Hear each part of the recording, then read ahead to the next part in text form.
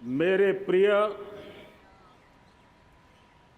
140 करोड़ परिवारजन,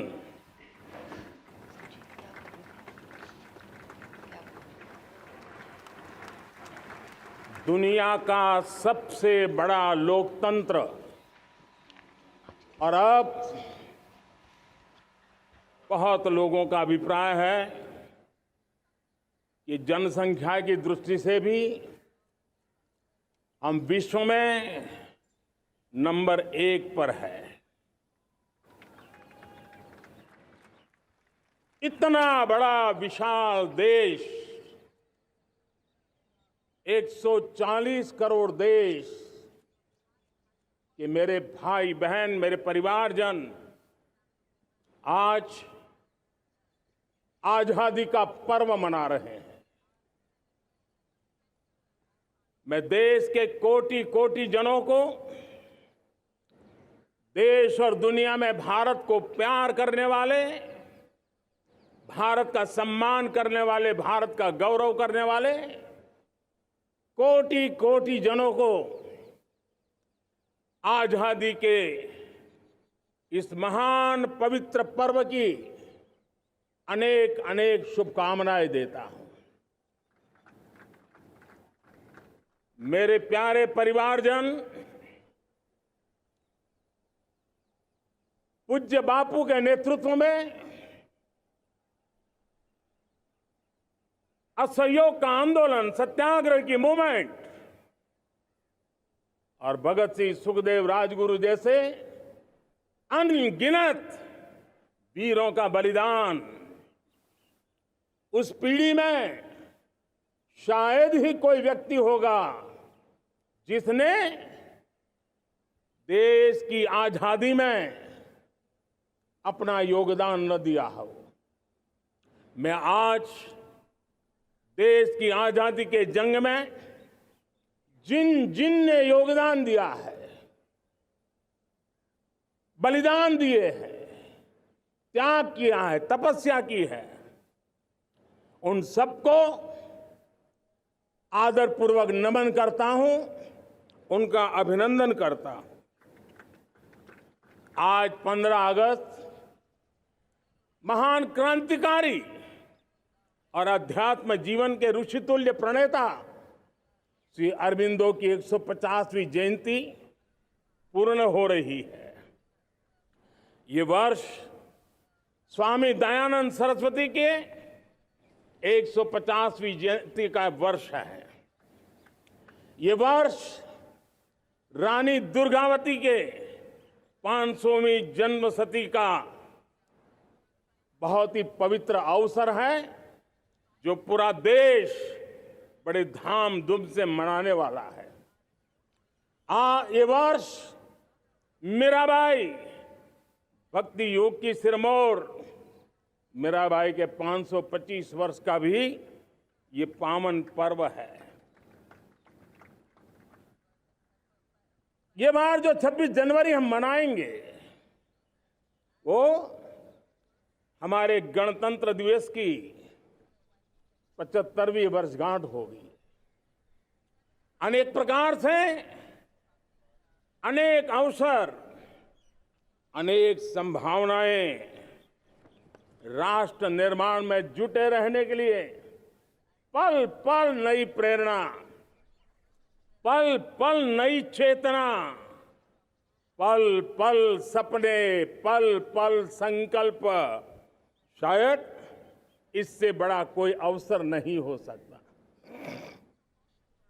मेरे प्यारे परिवारजन, इस बार प्राकृतिक आपदा ने देश के अनेक हिस्सों में अकल्पनीय संकट पैदा किए। जिन परिवारों ने इस संकट में सहन किया है, मैं उन सभी परिवारजनों के प्रति अपनी संवेदना प्रकट करता हूं और राज्य और केंद्र सरकार मिलकर के उन सभी संकटों से जल्दी से मुक्त होकर के फिर तेज गति से आगे बढ़ेंगे, ये मैं विश्वास दिलाता हूं। मेरे प्यारे परिवारजनों, पिछले कुछ सप्ताह नॉर्थ ईस्ट में, विशेषकर मणिपुर में और हिंदुस्तान के भी अन्य कुछ भागों में, लेकिन विशेषकर मणिपुर में जो हिंसा का दौर चला, कई लोगों को अपना जीवन खोना पड़ा, मां बेटियों के सम्मान के साथ खिलवाड़ हुआ। लेकिन कुछ दिनों से लगातार शांति की खबरें आ रही हैं। देश मणिपुर के लोगों के साथ है। देश मणिपुर के लोगों को पिछले कुछ दिनों से जो शांति बनाए रखी है, उस शांति के पर्व को आगे बढ़ाए और शांति से ही समाधान का रास्ता निकलेगा। और राज्य और केंद्र सरकार मिलकर के उन समस्याओं के समाधान के लिए भरपूर प्रयास कर रही है, करती रहेगी। मेरे प्यारे परिवारजनों, जब हम इतिहास की तरफ नजर करते हैं तो इतिहास में कुछ पल ऐसे आते हैं जो अपनी अमिट छाप छोड़ करके जाते हैं और उसका प्रभाव सदियों तक रहता है। और कभी कभी शुरुआत में वो बहुत छोटा लगता है, छोटी सी घटना लगती है, लेकिन वो अनेक समस्याओं की जड़ बन जाती है।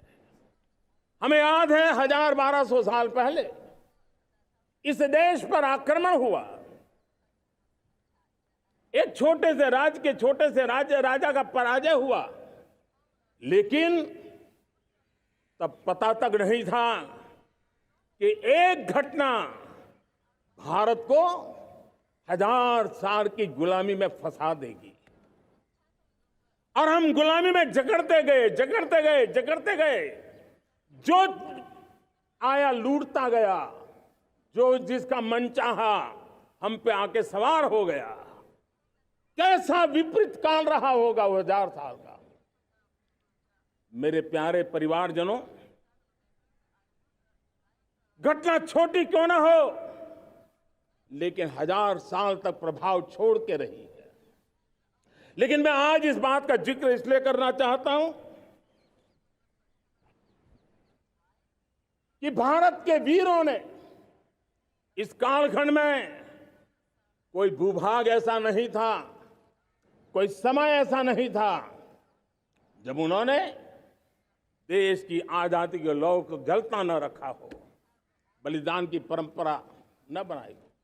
मां भारती बेड़ियों से मुक्त होने के लिए उठ खड़ी हुई थी, जंजीरों को झकझोर रही थी और देश की नारी शक्ति, देश की युवा शक्ति, देश के किसान, देश के गांव के लोग, मजदूर, कोई हिंदुस्तानी ऐसा नहीं था जो आजादी के सपने को लेकर के जीता न हो। आजादी को पाने के लिए मर मिटने के लिए तैयार होने वालों की एक बड़ी फौज तैयार हो गई थी। जेलों में जवानी खपाने वाले अनेक महापुरुष हमारे देश की आजादी को, इन गुलामी की बेड़ियों को तोड़ने के लिए लगे हुए थे। मेरे प्यारे परिवारजनों, जनचेतना का वो व्यापक रूप, त्याग और तपस्या का वो व्यापक रूप, जन जन के अंदर एक नए विश्वास जगाने वाला वो पल आखिरकार 1947 में देश आजाद हुआ। 1000 साल की गुलामी में संजोए हुए सपने देशवासी पूरे करते हुए देखे। साथियों, मैं 1000 साल पहले की बात इसलिए कह रहा हूं, मैं देख रहा हूं फिर एक बार देश के सामने एक मौका आया है। इस ऐसे कालखंड में हम जी रहे हैं, ऐसे कालखंड में हमने प्रवेश किया है और यह हमारा सौभाग्य है कि भारत के ऐसे अमृत काल में, यह अमृत काल का पहला वर्ष है, या तो हम जवानी में जी रहे हैं या हम मां भारती की गोद में जन्म ले चुके हैं।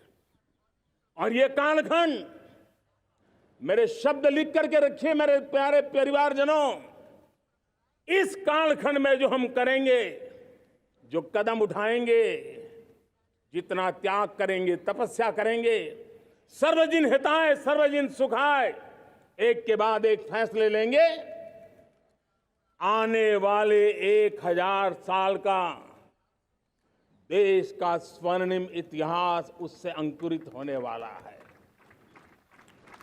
इस कालखंड में होने वाली घटनाएं आगामी 1000 साल के लिए इसका प्रभाव पैदा करने वाली है।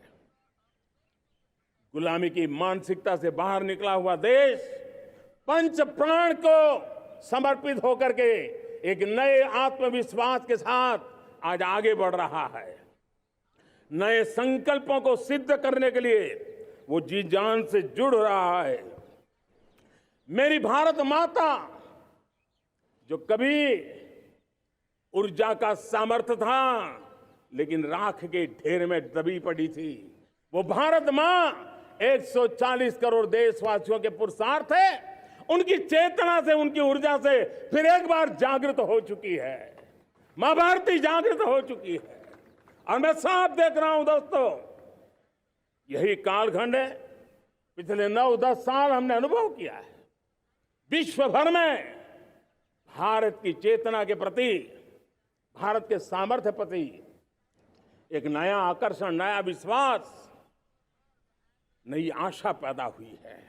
और ये प्रकाश पुंज जो भारत से उठा है, वो विश्व को उसमें अपने लिए ज्योति नजर आ रही है। विश्व को एक नया विश्वास पैदा हो रहा है। हमारा सौभाग्य है, कुछ ऐसी चीजें हमारे पास हैं जो हमारे पूर्वजों ने हमें विरासत में दी है और वर्तमान कालखंड ने गढ़ी है। आज हमारे पास डेमोग्राफी है, आज हमारे पास डेमोक्रेसी है, आज हमारे पास डाइवर्सिटी है। डेमोग्राफी, डेमोक्रेसी और डाइवर्सिटी की ये त्रिवेणी भारत के हर सपने को साकार करने का सामर्थ्य रखती है। आज पूरे विश्व में वहां देशों की उम्र ढल रही है, ढलाव पर है, तब भारत यौवन की तरफ ऊर्जावान होकर के बढ़ रहा है। कितने बड़े गौरव का कालखंड है कि आज 30 साल की कम आयु की जनसंख्या दुनिया में सर्वाधिक कहीं है तो ये मेरे भारत मां की गोद में है, ये मेरे देश में है। और 30 साल से कम उम्र की नौजवान हो मेरे देश के पास हो, कोटि कोटि भुजाएं हो, कोटि कोटि मस्तिष्क हो, कोटि कोटि सपने, कोटि कोटि संकल्प हो, तो भाइयों बहनों, मेरे प्रिय परिवारजनों, हम इच्छित परिणाम प्राप्त करके रह सकते हैं।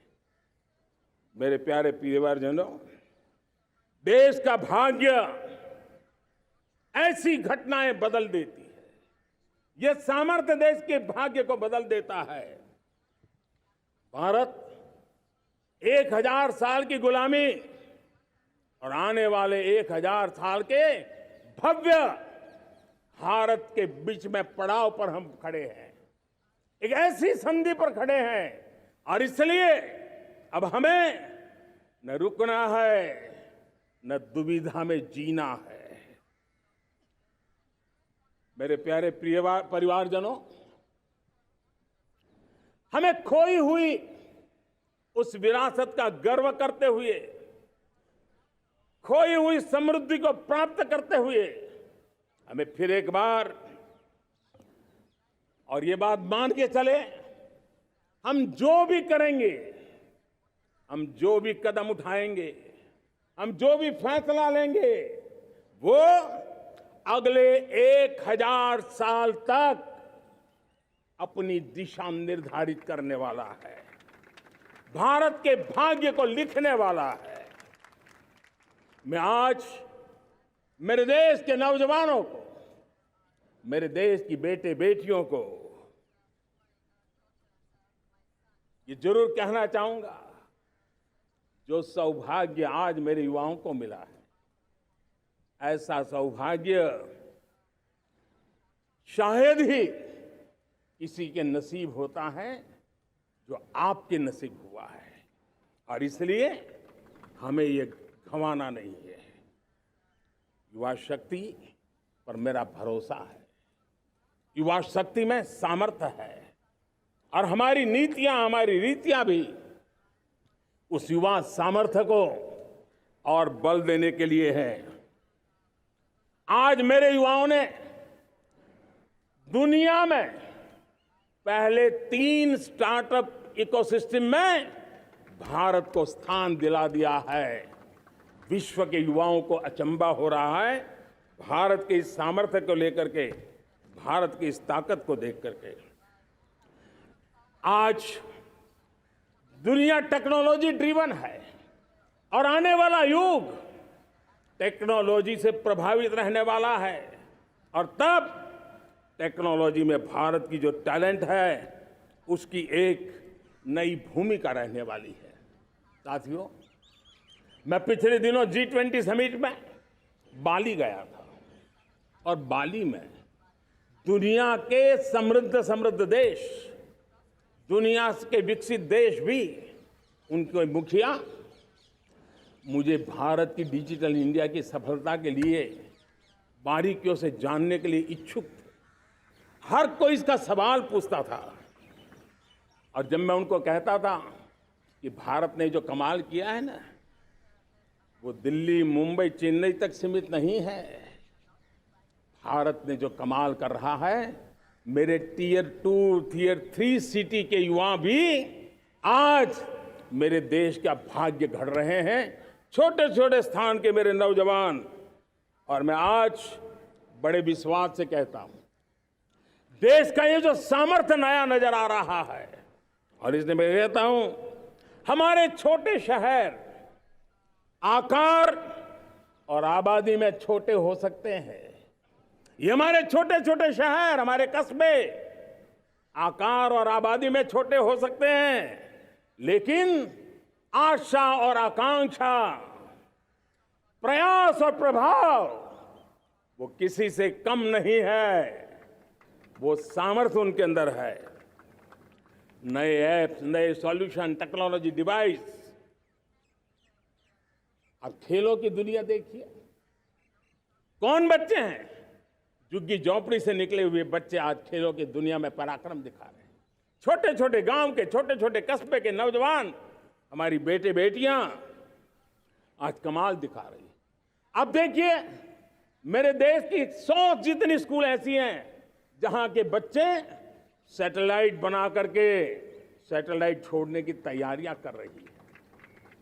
आज हजारों टिंकरिंग लैब नए वैज्ञानिकों का गर्भाधान कर रही है। आज हजारों टिंकरिंग लैब लाखों बच्चों को साइंस और टेक्नोलॉजी की राह पर आगे बढ़ने के लिए प्रेरणा दे रही हैं। मैं मेरे देश के नौजवानों को कहना चाहता हूं, अवसरों की कमी नहीं है। आप जितने अवसर चाहेंगे, ये देश आसमान से भी ज्यादा अवसर आपने देने का सामर्थ्य रखता है। मैं आज लाल किले की प्राचीर से मेरे देश की माताओं, बहनों, मेरे देश की बेटियों को हृदय से अभिनंदन करना चाहता हूं। देश आज जब पहुंचा है, अब विशेष शक्ति जुड़ रही है मेरी माताओं बहनों के सामर्थ्य की।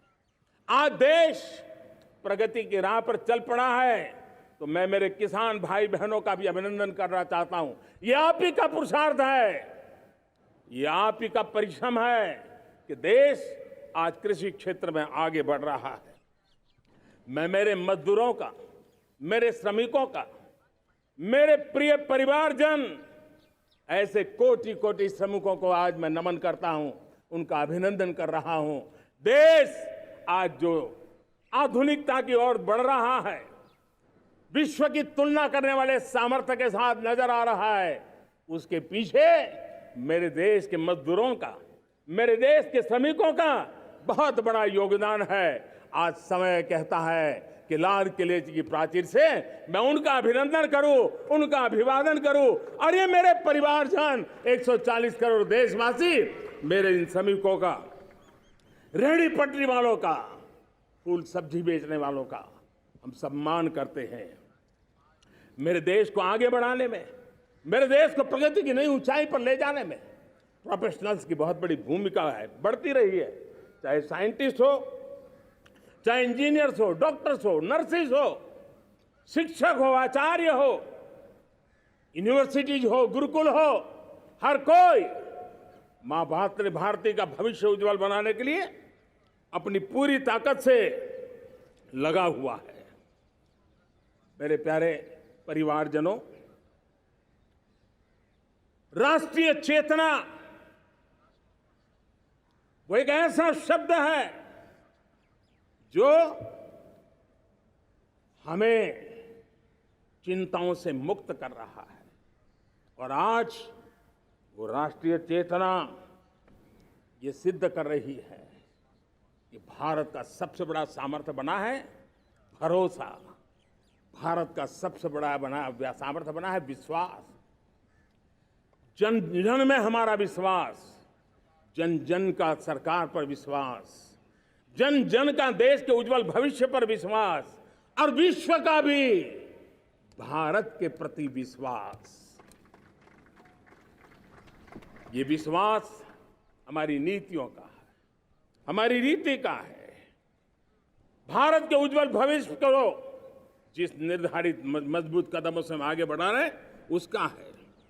भाइयों बहनों, मेरे प्यारे परिवारजनों, ये बात निश्चित है कि भारत का सामर्थ्य और भारत की संभावनाएं विश्वास की नई बुलंदियों को पार करने वाली है, और ये विश्वास की नई बुलंदियां नए सामर्थ्यों को लेकर के चलनी चाह रही है। आज देश में G20 समिट के मेहमान नवाजी का भारत को अवसर मिला है।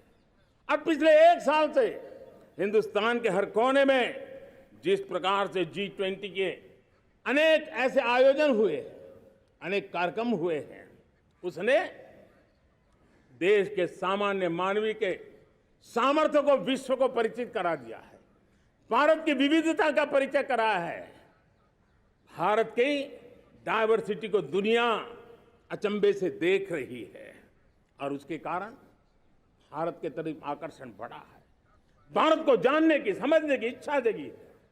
उसी प्रकार से आप देखिए एक्सपोर्ट, आज भारत का एक्सपोर्ट के तेजी से बढ़ रहा है, और मैं कहना चाहता हूं दुनिया के एक्सपर्ट्स इन सारे मानदंडों के आधार पर कह रहे हैं कि अब भारत रुकने वाला नहीं है। दुनिया की कोई भी रेटिंग एजेंसी होगी वो भारत का गौरव कर रही है। कोरोना काल के बाद दुनिया एक नए सिरे से सोचने लगी, और मैं विश्वास से देख रहा हूं कि जिस प्रकार से द्वितीय महायुद्ध के बाद, द्वितीय विश्व युद्ध के बाद दुनिया ने एक नया वर्ल्ड ऑर्डर आकार लिया था, मैं साफ साफ देख रहा हूं कि कोरोना के बाद एक नया विश्व ऑर्डर, एक नया ग्लोबल ऑर्डर, एक नया जियोपॉलिटिकल इक्वेशन ये बहुत तेजी से आगे बढ़ रहा है। जियोपॉलिटिकल इक्वेशन की सारे व्याख्याएं बदल रही है, परिभाषाएं बदल रही है, और मेरे प्यारे परिवारजनों, आप गौरव करेंगे। बदलते हुए विश्व को शेप देने में आज मेरे 140 करोड़ देशवासियों आपका सामर्थ्य नजर आ रहा है। आप निर्णायक मोड़ पर खड़े हैं, और कोरोना काल में भारत ने जिस प्रकार से देश को आगे बढ़ाया, दुनिया ने हमारे सामर्थ्य को देखा है। जब दुनिया की सप्लाई चेन तहस नहस हो गई थी, बड़ी बड़ी अर्थव्यवस्थाओं पर दबाव था, उस समय भी हमने कहा था हमें विश्व का विकास देखना है तो मानव केंद्रीय होना चाहिए, मानवीय संवेदनाओं से भरा हुआ होना चाहिए, और तब जाकर के समस्याओं का सही समाधान निकालेंगे। और कोविड ने हमें सिखाया है या हमें मजबूर किया है, लेकिन मानवीय संवेदनाओं को छोड़ करके हम विश्व का कल्याण नहीं कर सकते। आज भारत ग्लोबल साउथ की आवाज बन रहा है। भारत की समृद्ध विरासत आज दुनिया के लिए एक अवसर बन रहा है। Global economy, global supply chain, इसमें भारत की हिस्सेदारी, मैं पक्का विश्वास से कहता हूं, आज जो भारत ने परिस्थिति पैदा हुई है, आज जो भारत ने कमाया है, वो दुनिया में स्थिरता की गारंटी लेकर के आया है। दोस्तों, अब न हमारे मन में, न 140 करोड़ मेरे परिवारजनों के मन में, और न ही दुनिया के मन में कोई इफ्स है, कोई बट्स है। विश्वास बन चुका है। मेरे प्यारे देशवासियों, अब गेंद हमारे पाले में है। हमें अवसर जाने नहीं देना चाहिए, हमें मौका छोड़ना नहीं चाहिए। भारत में मैं मेरे देशवासियों का इसलिए भी अभिनंदन करता हूं कि मेरे देशवासियों में एक नीर-क्षीर विवेक का सामर्थ्य है, समस्याओं की जड़ों को समझने का सामर्थ्य है। और इसलिए 2014 में मेरे देशवासियों ने 30 साल के अनुभव के बाद तय किया कि देश को आगे ले जाना है तो स्थिर सरकार चाहिए, मजबूत सरकार चाहिए, पूर्ण बहुमत वाली सरकार चाहिए। और देशवासियों ने एक मजबूत और स्थिर सरकार बनाई। और 3 दशकों के जो अनिश्चितता का कालखंड था, जो अस्थिरता का कालखंड था, जो राजनीतिक मजबूरियों से देश जकड़ा हुआ था, उससे मुक्ति मिली। मेरे प्यारे परिवारजनों, देश के पास आज एक ऐसी सरकार है, वो सर्वजन हिताय सर्वजन सुखाय, देश के संतुलित विकास के लिए समय का पल पल और जनता की पाई पाई, जनता की भलाई के लिए लगा रही है। और मेरी सरकार, मेरे देशवासियों का मन एक बात से जुड़ा हुआ है। हमारे हर निर्णय, हमारे हर दिशा, उसका एक ही मानदंड है, नेशन फर्स्ट, राष्ट्र प्रथम। और राष्ट्र प्रथम यही दूरगामी परिणाम, सकारात्मक परिणाम पैदा करने वाला है। देश में बड़े स्तर पर काम हो रहा है। और लेकिन मैं कहना चाहूंगा, 2014 में आपने एक मजबूत सरकार बनाई, और मैं कहता हूं 2014 में और 2019 में आपने एक सरकार फॉर्म की, तो मोदी में रिफॉर्म करने की हिम्मत आई। आपने ऐसी सरकार फॉर्म की कि मोदी को रिफॉर्म की हिम्मत आई। और जब मोदी ने एक के बाद एक रिफॉर्म किए, तो मेरे ब्यूरोक्रेसी के लोग, मेरे लाखों हाथ पैर जो हिंदुस्तान के कोने कोने में सरकार के हिस्से के रूप में काम कर रहे हैं, उन्होंने ब्यूरोक्रेसी ने ट्रांसफॉर्म करने के लिए, परफॉर्म करने की जिम्मेवारी बखूबी निभाई। और उन्होंने परफॉर्म करके दिखाया, और जनता जनार्दन जुड़ गई, तो वो ट्रांसफॉर्म होता भी नजर आ रहा है। और इसलिए रिफॉर्म, परफॉर्म, ट्रांसफॉर्म, ये कालखंड अब भारत के भविष्य को गढ़ रहा है। और हमारी सोच देश की उस ताकतों को बढ़ावा देने पर है जो आने वाले 1000 साल की नींव को मजबूत करने वाले। दुनिया को युवा शक्ति की जरूरत है, युवा स्किल की जरूरत है। हमने अलग स्किल मिनिस्ट्री बनाई, वो भारत की आवश्यकताओं को तो पूरी करेगी, वो दुनिया की आवश्यकताओं को पूरी करने का भी सामर्थ्य रखेगी। हमने जल शक्ति मंत्रालय बनाया। मंत्रालय की बनाने की रचना को भी अगर कोई एनालिसिस करेगा ना, तो इस सरकार के मन मस्तिष्क को बड़े अच्छे ढंग से आप समझ पाएंगे। हमने जल शक्ति मंत्रालय बनाया। ये जल शक्ति मंत्रालय हमारे देश के एक एक देशवासियों को पीने का शुद्ध पानी पहुंचे, पर्यावरण की रक्षा के लिए पानी के प्रति संवेदनशील व्यवस्थाएं विकसित हो, उस पर हम बल रहे हैं। हमारे देश में कोरोना के बाद दुनिया देख रही है, होलिस्टिक हेल्थ केयर ये समय की मांग है। हमने अलग आयुष मंत्रालय बनाया और योग और आयुष आज दुनिया में अपना परचम लहरा रहे हैं। हमने दुनिया को हमारे कमिटमेंट के कारण विश्व का हमारे प्रति ध्यान गया है। अगर हम ही हमारे इस सामर्थ्य को नकार देंगे तो फिर दुनिया कैसे स्वीकार करेगी। लेकिन जब मंत्रालय बना तो दुनिया को भी उसका मूल्य समझ में आया। मत्स्य पालन, हमारा इतना बड़ा समुद्री तट, हमारे कोटि कोटि मछुआरे भाई बहन, उनका कल्याण भी हमारे दिलों में है। और इसलिए हमने अलग से मत्स्य पालन को लेकर के, पशुपालन को लेकर के, डेयरी को लेकर के अलग मंत्रालय की रचना की, ताकि समाज के जिस वर्ग के लोग पीछे रह गए उनको हम साथ लें। देश में सरकारी अर्थव्यवस्था के हिस्से होते हैं, लेकिन समाज की अर्थव्यवस्था का एक बड़ा हिस्सा है कोऑपरेटिव मूवमेंट।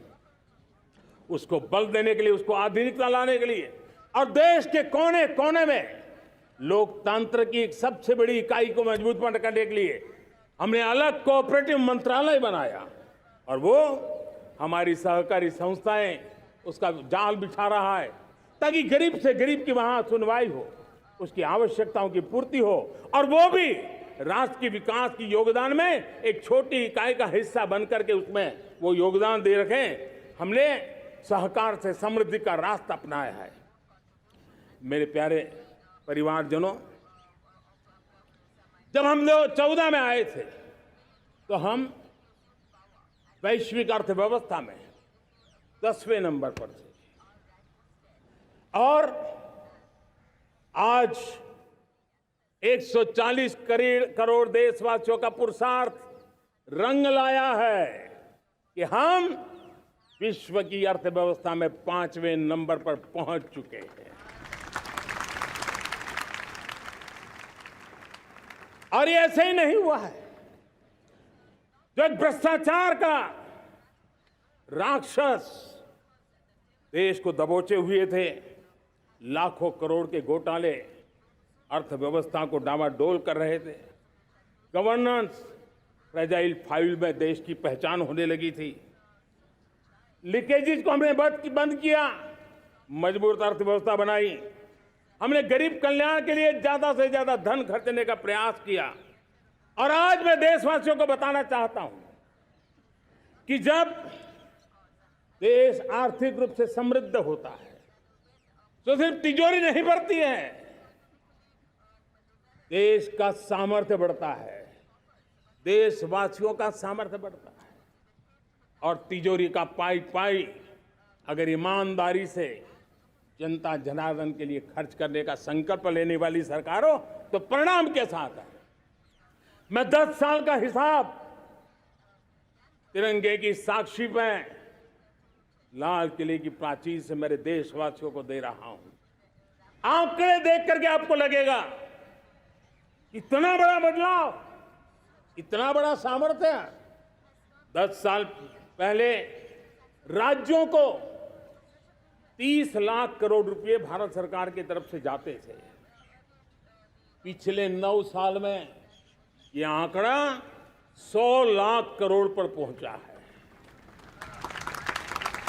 पहले स्थानीय निकाय के विकास के लिए भारत सरकार के खजाने से 70,000 करोड़ रुपया जाता था, आज वो 3 लाख करोड़ से भी ज्यादा जा रहा है। पहले गरीबों के घर बनाने के लिए 90,000 करोड़ रुपया खर्च होता था, आज वो 4 गुना होकर के 4 लाख करोड़ से भी ज्यादा खर्च गरीबों के घर बनाने के लिए हो रहा है। पहले गरीबों को यूरिया सस्ता मिले, जो यूरिया की बैग दुनिया के कुछ बाजारों में 3,000 में बिकती है, वो यूरिया की बैग मेरे किसानों को 300 में मिले। और इसलिए देश की सरकार 10 लाख करोड़ रुपया मेरे किसानों की यूरिया में सब्सिडी दे रहा है। मुद्रा योजना 20 लाख करोड़ रुपए, उससे भी ज्यादा मेरे देश के नौजवानों को स्वरोजगार के लिए, अपने व्यवसाय के लिए, अपने कारोबार के लिए दिए हैं। 8 करोड़ लोगों ने नया कारोबार शुरू किया है, और 8 करोड़ लोगों ने कारोबार शुरू किया है ऐसा नहीं, हर कारोबारी ने एक या दो लोगों को रोजगार दिया है। 8 से 10 करोड़ नए लोगों को रोजगार देने का सामर्थ्य ये मुद्रा योजना से लाभ लेने वाले 8 करोड़ नागरिकों को करा है। एमएसएमईज को करीब 3.5 लाख करोड़ रुपए की मदद से कोरोना के संकट में भी उनको डूबने नहीं दिया, मरने नहीं दिया, उनको एक ताकत दी है। 1 रैंक 1 पेंशन मेरे देश के सेना के जवानों का एक सम्मान का विषय था। 70,000 करोड़ रुपया भारत की तिजोरी से आज पहुंचा है, मेरे निवृत्त सेना के नायकों के जेब में, उनके परिवार में पहुंचा है। सभी कैटेगरी में, मैंने तो कुछ ही गिनाए, मैं ज्यादा समय लेना नहीं चाहता। हर कैटेगरी में पहले की तुलना में अनेक गुना धन देश के विकास के लिए, कोने कोने में रोजगार पैदा करने के लिए, पाई पाई का उपयोग भारत का भाग्य बदलने के लिए हो, और इसलिए हमने काम किया है। और मेरे प्यारे प्रियजनों, इतना ही नहीं, हमने इन सारे प्रयासों का परिणाम है कि आज 5 साल के मेरे कार्यकाल में, 5 साल के कार्यकाल में, 5 साल में 13.5 करोड़ मेरे गरीब भाई बहन गरीबी की जंजीरों को तोड़ करके न्यू मिडिल क्लास के रूप में बाहर आए हैं। जीवन का इससे बड़ा कोई संतोष नहीं होता। मेरे प्यारे प्रिय परिवारजनों, और जब 13.5 करोड़ लोग गरीबी की इस मुसीबतों से बाहर निकलते हैं, तो कैसी कैसी योजनाएं उनको मदद दी है। उनको आवास योजना का लाभ मिलना, पीएम स्वनिधि से 50,000 करोड़ रुपया रेहड़ी पटरी वालों तक पहुंचाया है। आने वाले दिनों में, आने वाली विश्वकर्मा जयंती पर एक कार्यक्रम हम लागू करेंगे। इस विश्वकर्मा जयंती पर हम करीब 13-15 हजार करोड़ रुपया से, जो परंपरागत कौशल्य से रहने वाले लोग, जो औजार से और अपने हाथ से काम करने वाला वर्ग है, ज्यादातर ओबीसी समुदाय से, हमारे सुथार हो, हमारे सोनार हो, हमारे राजमिस्त्री हो, हमारे कपड़े धोने वाले काम करने वाले लोग हो, हमारे बाल काटने वाले भाई बहन परिवार हो, ऐसे लोगों को एक नई ताकत देने के लिए हम आने वाले महीने में विश्वकर्मा जयंती पर विश्वकर्मा योजना लॉन्च करेंगे और करीब 13-15 हजार करोड़ से उसका प्रारंभ करेंगे। हमने पीएम किसान सम्मान निधि में 2.5 लाख करोड़ रुपया सीधा मेरे देश के किसानों के खाते में जमा किया है।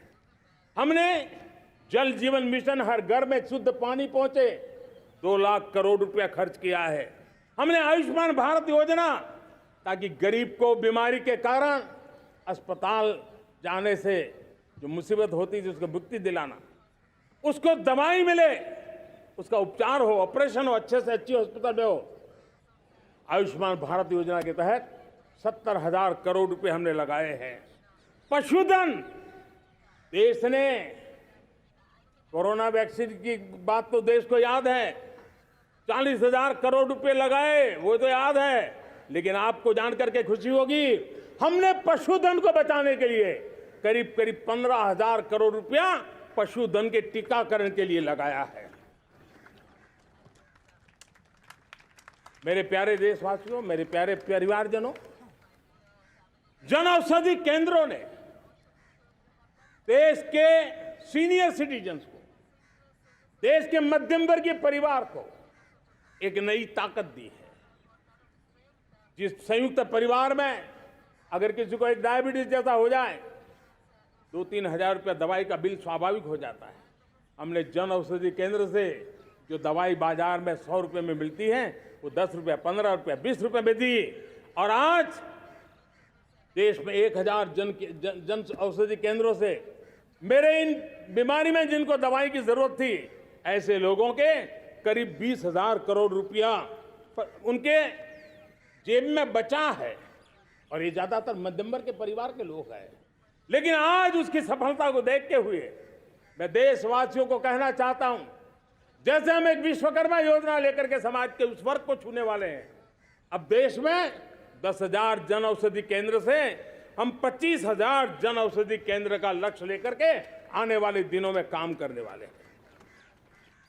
मेरे प्यारे परिवारजनों, जब देश में गरीबी कम होती है तो देश की मध्यम वर्ग की ताकत बहुत बढ़ती है। और अगर दुनिया में, और मैं आपको विश्वास दिलाता हूं, आने वाले 5 साल में मोदी का गारंटी है, देश पहले 3 वैश्विक इकोनॉमी में अपना जगह ले लेगा। ये पक्का जगह ले लेगा। आज जो 13.5 करोड़ गरीबी से बाहर आए हुए लोग हैं, वो एक प्रकार से मध्यम वर्ग की ताकत बन जाते हैं। जब गरीब की खरीद शक्ति बढ़ती है तो मध्यम वर्ग की व्यापार शक्ति बढ़ती है। जब गांव की खरीद शक्ति बढ़ती है तब कस्बे और शहर की आर्थिक व्यवस्था और तेज गति से दौड़ती है। और यही इंटरकनेक्टेड हमारा अर्थचक्र होता है। हम उसको बल लेकर के आगे चलना चाहते हैं। मेरे प्यारे परिवारजनों, शहर के अंदर जो कमजोर लोग रहते हैं, बिना घर को मुसीबत रहती है, मध्यम वर्ग के परिवार अपना खुद का घर का सपना देख रहे हैं, हम उसके लिए भी आने वाले कुछ सालों के लिए एक योजना लेकर के आ रहे हैं। और जिसमें ऐसे मेरे परिवारजन जो शहरों में अपना घर, शहरों में रहते हैं लेकिन किराए के मकान पे रहते हैं, झुग्गी झोपड़ी में रहते हैं, चाल में रहते हैं, अनऑथोराइज कॉलोनीज में रहते हैं, ऐसे मेरे परिवारजन अगर अपना मकान बनाना चाहते हैं तो बैंक से जो लोन मिलेगा उसके ब्याज के अंदर राहत देकर के लाखों रुपयों की मदद करने का हमने निर्णय किया है। मेरे मध्यम वर्ग के परिवार को जब 2 लाख से 7 लाख इनकम टैक्स की सीमा बढ़ जाती है तो सबसे बड़ा लाभ सैलरी क्लास को होता है, मेरे मध्यम वर्ग को होता है। इंटरनेट का डेटा बहुत महंगा था 2014 के पहले, आज दुनिया का सबसे सस्ता इंटरनेट का डेटा का खर्चा हो रहा है। हर परिवार के पैसे बच रहे हैं। मेरे प्यारे परिवारजनों, विश्व कोरोना के बाद अभी तक उभर नहीं पाया है। युद्ध ने फिर एक नई मुसीबत पैदा की है। आज दुनिया महंगाई के संकट से जूझ रही है। पूरी दुनिया की अर्थव्यवस्था को महंगाई ने दबोच के रखा है। हम भी दुनिया से जिन सामान की जरूरत होती है लाते हैं, तो हमें सामान तो इंपोर्ट करते हैं। हमारा दुर्भाग्य है कि हमें महंगाई भी इंपोर्ट करनी पड़ती है, क्योंकि पूरी दुनिया को महंगाई ने जकड़ के रखा है। लेकिन मेरे प्यारे परिवारजनों, भारत ने महंगाई को नियंत्रित रखने के लिए भरसक प्रयास किए हैं। पिछले कालखंड की तुलना में हमें कुछ सफलता भी मिली है, लेकिन इतने से संतोष नहीं मान सकते। दुनिया से हमारी चीजें अच्छी है, इतने बात से हम सोच नहीं सकते। मुझे तो मेरे देशवासियों को महंगाई की बोझ कम से कम हो, इस दिशा में और भी कदम उठाने हैं और हम उस कदम को उठा के रहेंगे। मेरा प्रयास निरंतर जारी रहेगा। मेरे प्यारे परिवारजनों, आज देश अनेक क्षमताओं को लेकर के आगे बढ़ रहा है। देश आधुनिकता की तरफ आगे बढ़ने के लिए काम कर रहा है। आज देश रिन्यूएबल एनर्जी पे काम कर रहा है। आज देश ग्रीन हाइड्रोजन पे काम कर रहा है। देश की स्पेस पे क्षमता बढ़ रही है, तो देश की डीप सी मिशन में भी सफलता के साथ आगे चल रहा है। देश में रेल आधुनिक हो रही है, तो वंदे भारत बुलेट ट्रेन भी आज देश के अंदर काम कर रही है। गांव गांव पक्की सड़कें बन रही है, तो इलेक्ट्रिक बसें, मेट्रो की रचना भी आज देश में हो रहे हैं। आज गांव गांव तक इंटरनेट पहुंच रहा है, तो क्वांटम कंप्यूटर के लिए भी देश तय कर रहता है। नैनो यूरिया, नैनो डीएपी, उस पर काम हो रहा है, तो दूसरी तरफ जैविक खेती पर भी हम बल दे रहे हैं। आज किसान उत्पादक संघ एफपीओ का निर्माण हो रहा है, तो हम सेमीकंडक्टर का भी निर्माण करने के लिए चाह रहे हैं। हम दिव्यांग जनों के लिए एक सुगम भारत के निर्माण के लिए काम करते हैं, तो हम पैरालंपिक में भी हिंदुस्तान का तिरंगा झंडा गाड़ने के लिए मेरे दिव्यांग जनों को सामर्थ्यवान बना रहे हैं। हम खिलाड़ियों को स्पेशल ट्रेनिंग दे रहे हैं।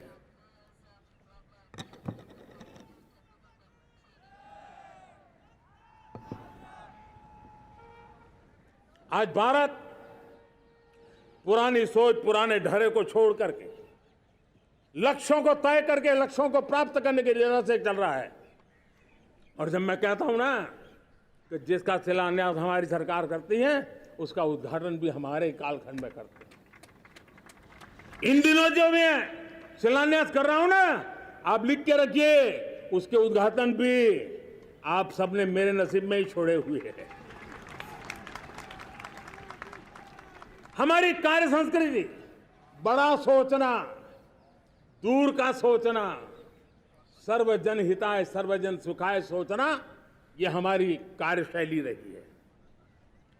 और सोच से भी ज्यादा, संकल्प से भी ज्यादा हासिल कैसे करना, इस ऊर्जा के साथ हम काम करते हैं। हमने आजादी के काल अमृत महोत्सव में 75,000 अमृत सरोवर बनाने का संकल्प किया था। उस समय हमने हर जिले में 75 अमृत सरोवर बनाना संकल्प किया था। करीब 50-55 हजार अमृत सरोवर की कल्पना की थी, लेकिन आज करीब 75,000 अमृत सरोवर का काम निर्माण हो रहा है। ये अपने आप में बहुत बड़ा काम हो रहा है। जनशक्ति और जल शक्ति की ताकत भारत के पर्यावरण की रक्षा में भी काम आने वाली है। 18,000 गांवों तक बिजली पहुंचाना, जनधन बैंक खाते खोलना, बेटियों के लिए शौचालय बनाना, सारे टारगेट समय के पहले पूरी शक्ति से पूरे करेगा। और जब भारत ठान लेता है तो उसे पूरा करके रहता है। ये हमारा ट्रैक रिकॉर्ड कहता है। 200 करोड़ वैक्सीनेशन का काम, दुनिया हमें जब पूछती है 200 करोड़ सुनती है, उनकी आंखें फट जाती है।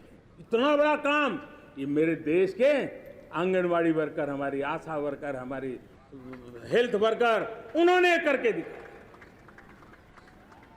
यह मेरे देश का सामर्थ्य है। 5G को रोल आउट किया, दुनिया में सबसे तेज गति से 5G रोल आउट करने वाला मेरा देश है। 700 से अधिक जिलों तक हम पहुंच चुके हैं और अब 6G की भी तैयारी कर रहे हैं। हमने टास्क फोर्स बना दिया है। रिन्यूएबल एनर्जी, हम टारगेट से पहले चले हैं। हमने रिन्यूएबल एनर्जी 2030 का जो टारगेट तय किया था, 21-22 में इसको पूरा कर दिया। हमने इथेनॉल में 20% ब्लेंडिंग की बात कही थी, वो भी हमने समय से 5 साल पहले पूरा कर दिया। हमने $500 बिलियन के एक्सपोर्ट की बात की थी, वो भी समय के पहले $500 बिलियन से ज्यादा कर दिया। हमने तय किया, जो हमारे देश में 25 साल से चर्चा हो रही थी कि देश में नई संसद बने, पार्लियामेंट का कोई सत्र ऐसा नहीं था नई संसद के। ये मोदी है, समय के पहले नई संसद बना करके रख दिया। मेरे प्यारे भाई बहनों, ये काम करने वाली सरकार है, निर्धारित लक्ष्यों को पार करने वाली सरकार है। ये नया भारत है। ये आत्मविश्वास से भरा हुआ भारत है। ये संकल्पों को चरितार्थ करने के लिए जी जान से जुटा हुआ भारत है। और इसलिए ये भारत न रुकता है, ये भारत न थकता है, ये भारत न हाँफता है और न ही ये भारत हारता है। और इसलिए मेरे प्यारे परिवारजनों, आर्थिक शक्ति बढ़ी है तो हमारी सामरिक शक्ति को भी एक नई ताकत मिली है। हमारी सीमाएं पहले से अधिक सुरक्षित हुई है और मेरे सीमा पर बैठे हुए मेरे जवान जो देश की सीमाओं की रक्षा कर रहे हैं और मेरे देश की आंतरिक सुरक्षा के संभालने वाले यूनिफॉर्म फोर्सेस, मैं आजादी के इस पावन पर्व पर उनको भी अनेक अनेक बधाई देते हुए मेरी बात को आगे बढ़ाता हूं। सेना का अधिकरण हो, हमारी सेना युवा बने, हमारी सेना बैटल के लिए रेडी, युद्ध योग्य बने, इसलिए निरंतर रिफॉर्म का काम आज हमारी सेना में हो रहा है। मेरे प्यारे परिवारजनों, आए दिन हम लोग सुना करते थे, यहां बम धमाका हुआ, वहां बम धमाका हुआ, हर जगह पे लिखा हुआ रहता था कि इस बैग को मत छूना, अनाउंसमेंट होते रहते थे। आज देश सुरक्षा की अनुभूति कर रहा है और जब सुरक्षा होती है, शांति होती है, तो प्रगति के नए अरमान हम पूरे कर सकते हैं। उसको लिए सीरियल बम धमाके का जमाना बीती हुई बात हो गई है। निर्दोषों के जो मौत होते थे वो बीते हुए कल की बात हो गई है। आज देश में आतंकी हमलों में भारी कमी आई है। नक्सल प्रभावित क्षेत्रों में भी बहुत बड़ा बदलाव आया है, बहुत बड़ा परिवर्तन का एक वातावरण बना है।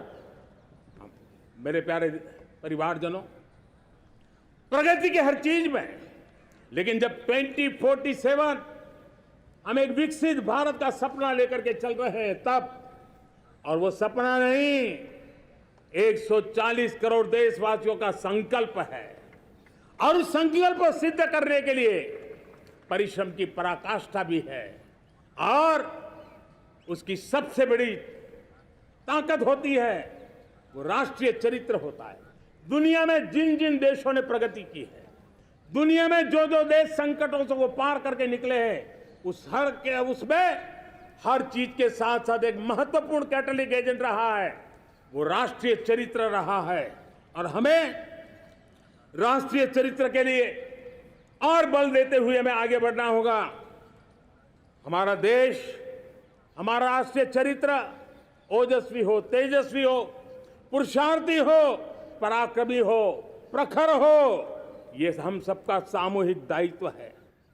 और आने वाले 25 साल हम एक ही मंत्र को लेकर चले, ये हमारे राष्ट्रीय चरित्र के सिरमौर होना चाहिए। एकता का संदेश, भारत की एकता को जीना, भारत की एकता को आंच आए, न ऐसी मेरी भाषा होगी, न ऐसा मेरा कोई कदम होगा। हर पल देश को जोड़ने का प्रयास मेरी तरफ से भी होता रहेगा।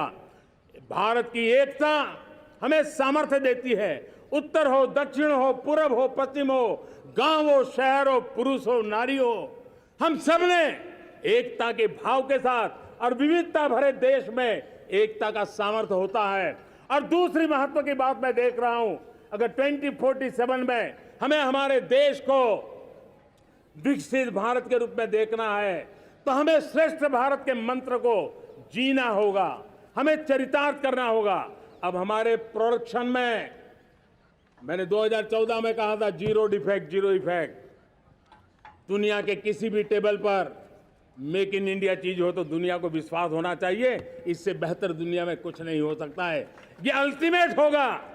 हमारी हर चीज, हमारी सर्विसेज होगी तो श्रेष्ठ होगी, हमारे शब्द की ताकत होगी तो श्रेष्ठ होगी, हमारी संस्थाएं होगी तो श्रेष्ठ होगी, हमारी निर्णय प्रक्रियाएं होगी तो श्रेष्ठ होगी। ये श्रेष्ठता का भाव लेकर के हमें चलना होगा। तीसरी बात है, देश में आगे बढ़ाने के लिए एक अतिरिक्त शक्ति का सामर्थ्य भारत को आगे ले जाने वाला है, और वो है विमेन लेड डेवलपमेंट। आज भारत गर्व से कह सकता है कि दुनिया में नागरिक उड्डयन में अगर किसी एक देश में सबसे ज्यादा विमेन पायलट है तो मेरे देश में है। आज चंद्रयान की गति हो, मून मिशन की बात हो, मेरी विमेन साइंटिस्ट उसका नेतृत्व कर रहे हैं। आज विमेन सेल्फ हेल्प ग्रुप हो, मेरी 2 करोड़ लखपति दीदी का लक्ष्य लेकर के आज विमेन सेल्फ हेल्प ग्रुप पे हम काम कर रहे हैं। हमारी नारी शक्ति के सामर्थ्य को बढ़ावा देते हुए विमेन लेड डेवलपमेंट के, और जब G20 में मैंने विमेन लेड डेवलपमेंट के विषय को आगे बढ़ाया है तो पूरा G20 समूह इसके महत्व को स्वीकार कर रहा है, और उसके महत्व को स्वीकार कर करके वो उसको बहुत बल दे रहे हैं। उसी प्रकार से भारत विविधताओं से भरा देश है। असंतुलित विकास के हम शिकार रहे हैं। मेरा पराया का के कारण हमारे देश के कुछ हिस्से उसके शिकार रहे हैं। अब हमें रीजनल एस्पिरेशंस को, संतुलित विकास को बल देना है, और रीजनल एस्पिरेशंस को लेकर के उस भावना को हमें सम्मान देते हुए, जैसे हमारी भारत माँ का कोई, हमारा शरीर का कोई अंग अगर अविकसित रहे तो हमारा शरीर विकसित नहीं माना जाएगा। हमारा शरीर का कोई अंग दुर्बल रहे तो हमारा शरीर स्वस्थ नहीं माना जाएगा। वैसे ही मेरी भारत माता, उसका कोई एक भूभाग भी, समाज का कोई तबका भी अगर दुर्बल रहे तो मेरी भारत माता समर्थ है, स्वस्थ है, ऐसा बैठ करके हम नहीं बैठ सकते। और इसलिए रीजनल एस्पिरेशंस को हमने एड्रेस करने की आवश्यकता है, और इसलिए हम समाज का सर्वांगीण विकास हो, सर्वस्पर्शी विकास हो, भूभाग के हर क्षेत्र को उसकी अपनी ताकत को खिलने का अवसर मिले, उस दिशा में आगे बढ़ना चाहते हैं। मेरे प्यारे परिवारजनों, भारत एक मदर ऑफ डेमोक्रेसी है। भारत मॉडल ऑफ डाइवर्सिटी भी है। भाषाएं अनेक हैं, बोलियां अनेक हैं, परिधान अनेक हैं, विविधताएं बहुत है। हमने उन सारे लोगों को आधार पर आगे बढ़ना है। मेरे प्यारे परिवारजनों,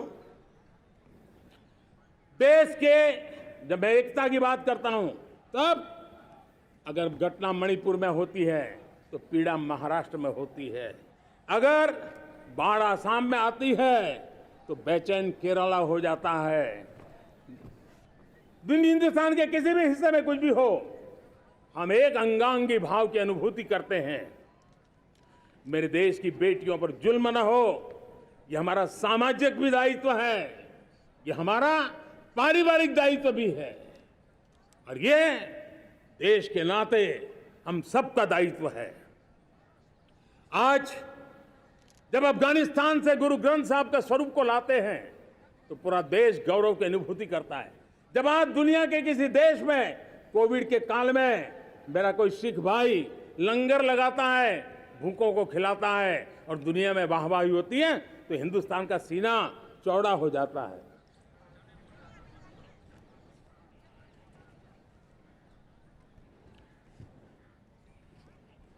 मेरे प्यारे परिवारजनों, हमारे लिए जब नारी सम्मान की बात करते हैं, मुझे अभी एक देश में दौरा कर रहा था, तो वहां एक बहुत ही सीनियर मिनिस्टर, उसने मुझे एक सवाल पूछा। उसने कहा, आपके यहाँ बेटियां साइंस और इंजीनियरिंग के विषयों की पढ़ाई करती हैं क्या? उसमें क्या था? मैंने उनको कहा, आज मेरे देश में लड़कों से ज्यादा बेटियां आज स्टेम यानी साइंस, टेक्नोलॉजी, इंजीनियरिंग और मैथ्स, अधिकतम भाग मेरी बेटियां ले रही है। तो उनके लिए अचरज था। ये सामर्थ्य आज हमारे देश का देख रहा है। मेरे प्यारे परिवारजनों, आज 10 करोड़ महिलाएं विमेन सेल्फ हेल्प में जुड़ी हुई है। और वीमेन सेल्फ हेल्प ग्रुप के साथ आप गांव में जाएंगे तो आपको बैंक वाली दीदी मिलेगी, आपको आंगनवाड़ी वाली दीदी मिलेगी, आपको दवाई देने वाली दीदी मिलेगी। और अब मेरा सपना है 2 करोड़ लखपति दीदी बनाने का, गांव में 2 करोड़ लखपति दीदी। और इसके लिए एक नया अभिगम भेजा, साइंस और टेक्नोलॉजी। हमारे गांव की महिलाओं का भी सामर्थ्य देखता हूं मैं, और इसलिए हम एक नई योजना सोच रहे हैं कि हमारे एग्रीकल्चर सेक्टर में टेक्नोलॉजी आए, एग्रीटेक को बल मिले। इसलिए विमेन सेल्फ हेल्प ग्रुप की बहनों को हम ट्रेनिंग देंगे, ड्रोन चलाने की, ड्रोन रिपेयरिंग की हम ट्रेनिंग देंगे, और हजारों ऐसे विमेन सेल्फ हेल्प ग्रुप को भारत सरकार ड्रोन देगी, ट्रेनिंग देगी, और हमारे एग्रीकल्चर के काम में ड्रोन की सेवाएं उपलब्ध हो। इसके लिए हम शुरुआत करेंगे। प्रारंभ हम 15,000 विमेन सेल्फ हेल्प ग्रुप के द्वारा ये ड्रोन की उड़ान का हम आरंभ कर रहे हैं। मुझे विश्वास है कि इसके कारण हमारे परिवारजनों का, मेरे प्यारे परिवारजनों, आज देश आधुनिकता की तरफ बढ़ रहा है। हाईवे हो, रेलवे हो, एयरवे हो, हाईवेज हो, इंफॉर्मेशन वेज, वाटरवेज हो, कोई क्षेत्र ऐसा नहीं है जिस क्षेत्र को आगे बढ़ाने की दिशा में आज देश काम न करता हो। पिछले 9 वर्ष में तटीय क्षेत्रों में हमने, आदिवासी क्षेत्र में, हमारे पहाड़ी क्षेत्र में विकास को बहुत बढ़ दिया है। हमने पर्वतमाला, भारतमाला ऐसी योजनाओं के द्वारा समाज के उस वर्ग को हमने बल दिया है। हमने गैस की पाइपलाइन से हमारे पूर्वी भारत को जोड़ने का काम किया है। हमने अस्पतालों की संख्या बढ़ाई है, हमने डॉक्टर की सीटें बढ़ाई है ताकि हमारे बच्चे डॉक्टर बनने का सपना पूरा कर सके। हमने मातृभाषा में पढ़ाने पर बल दिया है, अब मातृभाषा में वो पढ़ाई कर सके उस दिशा में। और मैं भारत के सुप्रीम कोर्ट का भी धन्यवाद करता हूं कि भारत की सुप्रीम कोर्ट ने कहा है कि आप जो जजमेंट देंगे उसका जो ऑपरेटिव पार्ट होगा वो जो अदालत में आया है उसकी भाषा में उसको उपलब्ध होगा। मातृभाषा का महात्मा आज बढ़ रहा है। मेरे प्यारे भाई परिवारजनों, आज तक हमारे देश के जो बॉर्डर विलेज हैं, हमने वाइब्रेंट बॉर्डर विलेज का एक कार्यक्रम शुरू किया है। और वाइब्रेंट बॉर्डर विलेज, अब तक इसके लिए कहा जाता था देश के आखिरी गांव। हमने उस पूरी सोच को बदला है। वो देश का आखिरी गांव नहीं है, सीमा पर जो नजर आ रहा है वो मेरे देश का पहला गांव है। अगर सूरज उगता है पूरब में तो उस तरफ के गांव में पहली सूरज की किरण आती है। अगर सूरज ढलता है तो इस तरफ के गांव में आखिरी किरण उसका लाभ मिलता है। ये मेरे पहले गांव है और मुझे खुशी है कि आज मेरे इस कार्यक्रम के विशेष मेहमान, ये जो पहले गांव है, सीमावर्ती गांव है, उसके 600 प्रधान आज इस लाल किले की प्राचीर के इस महत्वपूर्ण कार्यक्रम का हिस्सा बनने के लिए आए। पहली बार वो इतनी दूर तक आए हैं, नए संकल्प और सामर्थ्य के साथ जुड़ने के लिए आया है। मेरे प्यारे परिवारजनों, हमने संतुलित विकास के लिए एस्पिरेशनल डिस्ट्रिक्ट, एस्पिरेशनल ब्लॉक की कल्पना की और आज उसके सुखद परिणाम मिल रहे हैं। आज राज्य के जो नॉर्मल पैरामीटर्स हैं, जो एस्पिरेशनल डिस्ट्रिक्ट कभी बहुत पीछे थे, वो आज राज्य में भी अच्छा करने लग गए हैं। और मुझे विश्वास है कि आने वाले दिनों में ये हमारे आकांक्षी जिले, हमारे आकांक्षी बॉल अवश्य आगे बढ़ेंगे। जैसे मैंने कहा था, भारत का चरित्र की चर्चा कर रहा था, तो मैंने पहला कहा था भारत की एकता, दूसरा कहा था भारत श्रेष्ठता की तरफ बल दें, तीसरा कहा था विमेन लेड डेवलपमेंट की मैंने बात कही थी, और मैं आज एक बात और कहना चाहता हूं कि हम जैसे रीजनल एस्पिरेशन, मैंने चौथी बात कही थी, पांचवी महत्व की बात है और भारत ने अब उस दिशा में ध्यान, और वो है हमारा राष्ट्रीय चरित्र विश्व मंगल के लिए सोचने वाला होना चाहिए। हमें देश को इतना मजबूत बनाना है जो विश्व मंगल के लिए भी अपनी भूमिका अदा करे।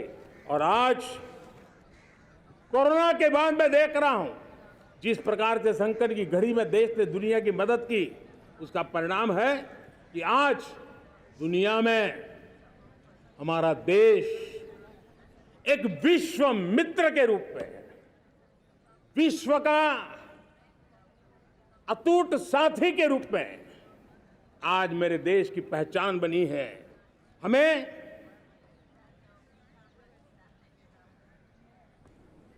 जब विश्व मंगल की बात करते हैं तब भारत का मूलभूत विचार है, उस विचार को हम आगे बढ़ाने लोग हैं।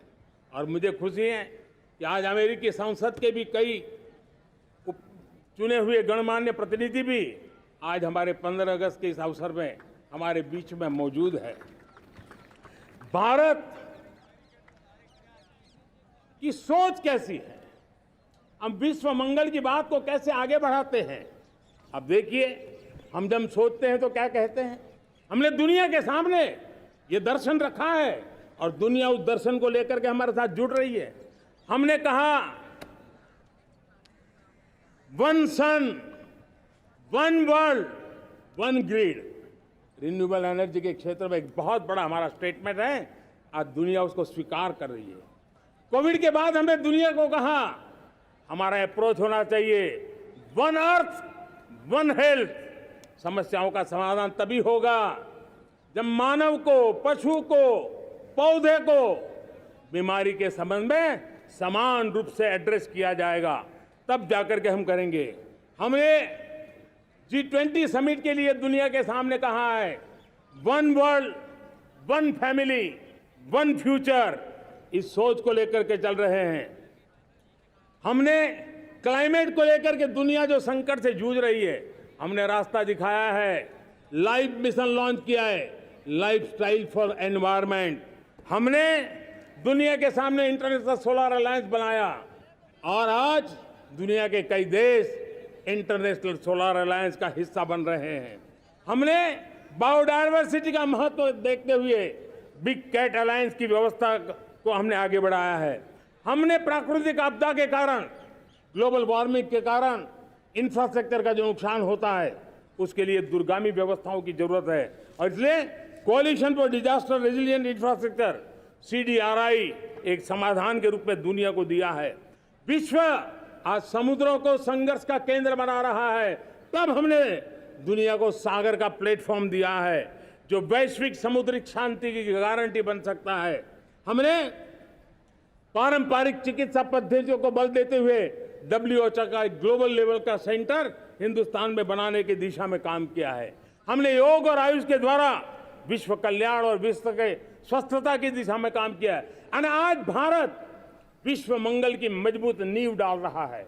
इस मजबूत नींव को आगे बढ़ाना हम सबका काम है, हम सबकी जिम्मेवारी है।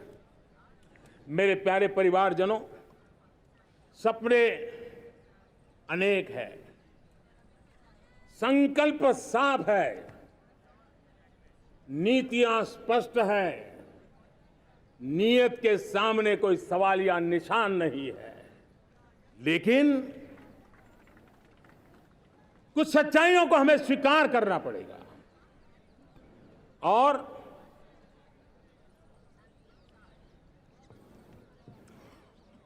उसके समाधान के लिए मेरे प्रिय परिवारजनों, मैं आज लाल किले से आपकी मदद मांगने आया हूं।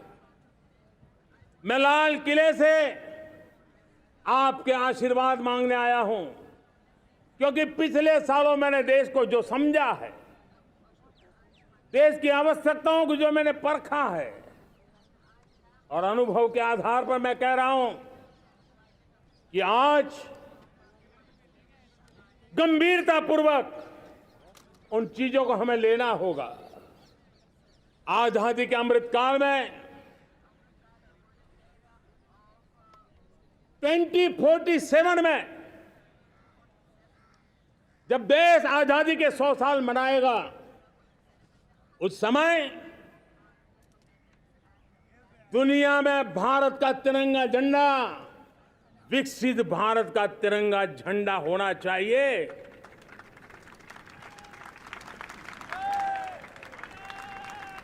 रत्ती भर भी हमें रुकना नहीं है, पीछे नहीं हटना है। और इसके लिए शुचिता, पारदर्शिता और निष्पक्षता, ये पहली मजबूती की जरूरत है। हमें उस मजबूती को जितना ज्यादा खाद पानी दे सकते हैं, संस्थाओं के माध्यम से दे सकते हैं, नागरिक के नाते दे सकते हैं, परिवार के नाते दे सकते हैं, ये हमारा सामूहिक दायित्व होना चाहिए। और इसलिए पिछले 75 साल का इतिहास देखिए, भारत के सामर्थ्य में कोई कमी नहीं थी। अरे जो देश कभी सोना की चिड़िया कहा जाता था, वो देश क्यों न फिर से उस सामर्थ्य को लेकर के खड़ा हो सकता है। मेरा अटूट विश्वास है साथियों, मेरे प्रिय परिवारजनों, मेरा अखंड अटूट एक निष्ठ विश्वास है कि 2047 में जब देश आजादी के 100 साल मनाएगा, मेरा देश विकसित भारत बन के रहेगा। और ये मैं मेरे देश के सामर्थ्य के आधार पर कह रहा हूं, मेरे उपलब्ध संसाधनों के आधार पर कह रहा हूं, और सबसे ज्यादा 30 से कम आयु वाली मेरी युवा शक्ति के भरोसे कह रहा हूं, मेरी माताओं बहनों के सामर्थ्य के भरोसे कह रहा हूं। लेकिन उसके सामने अगर कोई रुकावट है, कुछ विकृतियां पिछले 75 साल में ऐसे घर कर गई है, हमारी समाज व्यवस्था का ऐसा हिस्सा बन गई है कि कभी कभी तो हम आंख भी बंद कर देते हैं। अब आंख बंद करने का समय नहीं है। अगर सपनों को सिद्ध करना है, संकल्प को पार करना है, तो हमें ये आंख मिचौली बंद करके, आंख में आंख मिला करके 3 बुराइयों से लड़ना बहुत समय की मांग है। हमारे देश की सारी समस्याओं की जड़ में भ्रष्टाचार ने दिमक की तरह देश की सारी व्यवस्थाओं को, देश के सामर्थ्य को पूरी तरह नोच लिया है। भ्रष्टाचार से मुक्ति, भ्रष्टाचार के खिलाफ जंग हर इकाई में, हर क्षेत्र में।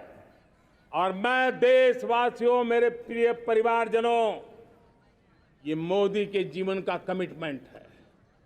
ये मेरे व्यक्तित्व का एक कमिटमेंट है कि मैं भ्रष्टाचार के खिलाफ लड़ाई लड़ता रहूंगा। दूसरा, हमारे देश को नोच लिया है परिवारवाद ने।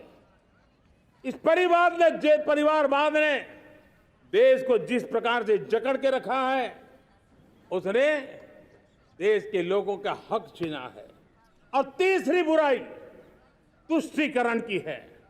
ये तुष्टीकरण में भी देश के मूलभूत चिंतन को, देश के सर्व समावेशक हमारे राष्ट्रीय चरित्र को दाग लगा दिए हैं, तहस नहस कर दिया है इन लोगों ने।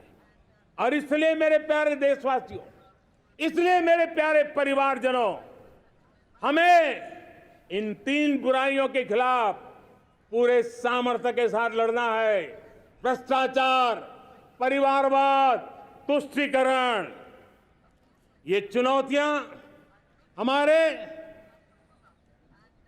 ये ऐसी चीजें पनपी है जो हमारे देश के लोगों का जो आकांक्षा है उसका दमन करती है।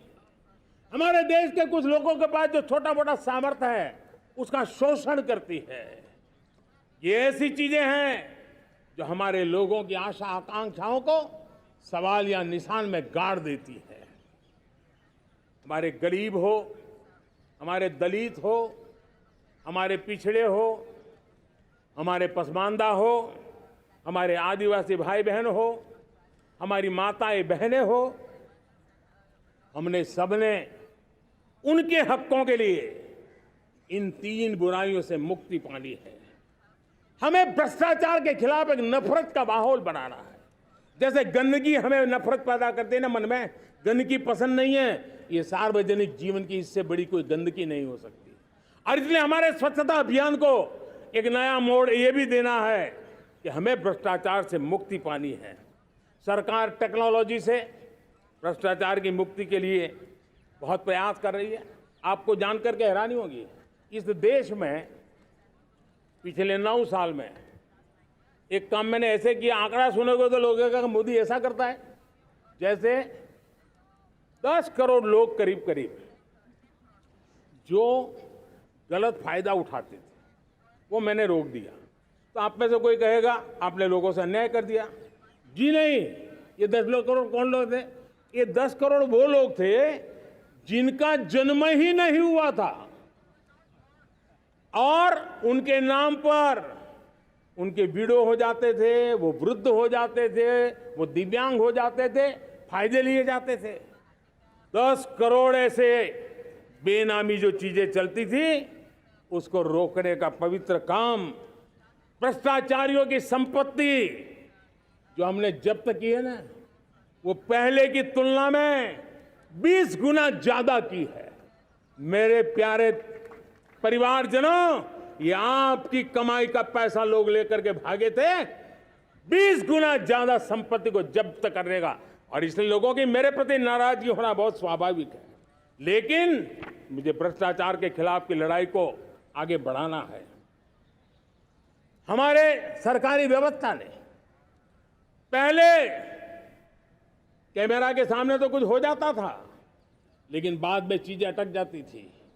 हमने पहले की तुलना में कई गुना ज्यादा अदालत में चार्जशीट की है और अब जमानतें भी नहीं मिलती हैं। वैसी पक्की व्यवस्था को लेकर के हम आगे बढ़ रहे हैं, क्योंकि हम ईमानदारी से भ्रष्टाचार के खिलाफ लड़ रहे हैं। आज परिवारवाद और तुष्टीकरण, इसने देश का बहुत बड़ा दुर्भाग्य किया है। अब लोकतंत्र में ये कैसे हो सकता है कि पॉलिटिकल पार्टी, और मैं विशेष बल दे रहा हूं पॉलिटिकल पार्टी, आज मेरे देश के लोकतंत्र में एक ऐसी विकृति आई है जो कभी भारत के लोकतंत्र को मजबूती नहीं दे सकती। और वो क्या है बीमारी? परिवारवादी पार्टियां। और उनका तो मंत्र क्या है? Party of the family, by the family and for the family. इनका तो जीवन मंत्र यही है कि उनकी पॉलिटिकल पार्टी, उनका राजनीतिक दल परिवार का, परिवार के द्वारा और परिवार के लिए, परिवारवाद और भाई भतीजावाद प्रतिभाओं के दुश्मन होते हैं, योग्यता को नकारते हैं, सामर्थ्य को स्वीकार नहीं करते हैं। और इसलिए परिवारवाद इस देश के लोकतंत्र की मजबूती के लिए उसकी मुक्ति जरूरी है। सर्वजन हिताय सर्वजन सुखाय, हर किसी को हक मिले इसलिए, और सामाजिक न्याय के लिए भी ये बहुत। उसी प्रकार से तुष्टीकरण ने सामाजिक न्याय का सबसे बड़ा नुकसान किया। अगर सामाजिक न्याय को तबाह किसने किया है तो ये तुष्टीकरण की सोच, तुष्टीकरण की राजनीति, तुष्टीकरण का सरकारी योजनाओं का तरीका, इसने सामाजिक न्याय को मौत के घाट उतार दिया है। और इसलिए हमें तुष्टीकरण, भ्रष्टाचार, ये विकास का सबसे बड़ा दुश्मन है। अगर देश विकास चाहता है, देश 2047 विकसित भारत का सपना का साकार करना चाहता है, तो हमारे लिए आवश्यक है कि हम किसी भी हालत में देश में भ्रष्टाचार को सहन नहीं करेंगे। इस मूड को लेकर के चलना चाहिए। मेरे प्यारे परिवारजनों, हम सबका एक बहुत बड़ा महत्वपूर्ण दायित्व है। आपने जिस प्रकार से जिंदगी जी है, हमारे आने वाली पीढ़ी को ऐसी जिंदगी जीने के लिए मजबूर करना, यह हमारा गुनाह है। यह हमारा दायित्व है कि हमारे आने वाली पीढ़ी को हम ऐसा समृद्ध देश दें, ऐसा संतुलित देश दें, ऐसा सामाजिक न्याय की धरोहर वाला देश दें, ताकि छोटी छोटी चीजों को पाने के लिए उन्हें कभी भी संघर्ष न करना पड़े। हम सभी का कर्तव्य, हर नागरिक का कर्तव्य है, और ये अमृत काल कर्तव्य काल है। हम कर्तव्य से पीछे नहीं उठ सकते। हमें वो भारत बनाना है जो पूज्य बापू के सपनों का था। हमें वो भारत बनाना है जो हमारे स्वतंत्र सेनानियों का सपना था। हमें वो भारत बनाना है जो हमारे वीर शहीदों का था, हमारी वीरांगनाओं का था, जिन्होंने मातृभूमि के लिए अपना जीवन दे दिया था। मेरे प्यारे परिवारजनों, मैं जब 2014 में आपके पास आया था, तब 2014 में मैं परिवर्तन का वादा लेकर के आया था। 2014 में मैंने आपको वादा किया था, मैं परिवर्तन लाऊंगा, और 140 करोड़ मेरे परिवारजन, आपने मुझ पे भरोसा किया और मैंने विश्वास पूरा करने की कोशिश की। रिफॉर्म, परफॉर्म, ट्रांसफॉर्म, वो 5 साल जो वादा था वो विश्वास में बदल गया, क्योंकि मैंने परिवर्तन का वादा किया था। रिफॉर्म, परफॉर्म, ट्रांसफॉर्म के द्वारा मैंने इस वादे को विश्वास में बदल दिया। कठोर परिश्रम किया है, देश के लिए किया है, शान से किया है, सिर्फ और सिर्फ नेशन फर्स्ट, राष्ट्र सर्वोपरि, इस भाव से किया है। 2019 में परफॉर्मेंस के आधार पर आप सबने मुझे फिर से आशीर्वाद दिया। परिवर्तन का वादा मुझे यहां ले आया, परफॉर्मेंस मुझे दोबारा ले आया, और आने वाले 5 साल अभूतपूर्व विकास के हैं। 2047 के सपने को साकार करने का सबसे बड़ा स्वर्णिम पल आने वाले 5 साल है। और अगली बार 15 अगस्त को इसी लाल किले से मैं आपको देश की उपलब्धियां, आपके सामर्थ्य, आपके संकल्प, उसमें हुई प्रगति, उसकी जो सफलता है, उसके गौरवगान, उससे भी अधिक आत्मविश्वास के सामने, आपके सामने मैं प्रस्तुत करूंगा। मेरे प्यारे प्रियजनों, मेरे परिवारजनों, मैं आप में से आता हूं, मैं आपके बीच से निकला हूं, मैं आपके लिए जीता हूं। अगर मुझे सपना भी आता है तो आपके लिए आता है। अगर मैं पसीना भी बहाता हूं तो आपके लिए बहाता हूं, क्योंकि इसलिए नहीं कि आपने मुझे दायित्व दिया है, मैं इसलिए कर रहा हूं कि आप मेरे परिवारजन हैं, और आपके परिवार के सदस्य के नाते मैं आपके किसी दुख को देख नहीं सकता हूं, मैं आपके सपनों को चूर चूर होते नहीं देख सकता हूं, मैं आपके संकल्प को सिद्धि तक ले जाने के लिए आपका एक साथी बन करके, आपका एक सेवक बन करके, आपके साथ जुड़े रहने का, आपके साथ जीने का, आपके लिए जूझने का मैं संकल्प लेकर के चला हुआ इंसान हूं। और मुझे विश्वास है, हमारे पूर्वजों ने आजादी के लिए जो जंग लड़ा था, जो सपने देखे थे, वो सपने हमारे साथ है। आजादी के जंग में जिन्होंने बलिदान दिया था, उनके आशीर्वाद हमारे साथ है और 140 करोड़ देशवासियों को एक ऐसा अवसर आया है। ये अवसर हमारे लिए एक बहुत बड़ा संबल लेकर के आया है और इसलिए मेरे प्यारे प्रियजनों, आज जब मैं अमृतकाल में आपके साथ बात कर रहा हूं, ये अमृतकाल का पहला वर्ष है। ये अमृतकाल के पहले वर्ष पर जब मैं आपसे बात कर रहा हूं तो मैं आपको पूरे विश्वास से कहना चाहता हूं, चलता चलाता काल चक्र, चलता चलाता काल चक्र, अमृत काल का भाल चक्र, चलता चलाता काल चक्र, अमृत काल का भाल चक्र, सबके सपने, सबके सपने, अपने सपने, सबके सपने, अपने सपने, पनपे सपने सारे, सबके सपने, अपने सपने, पनपे सपने सारे,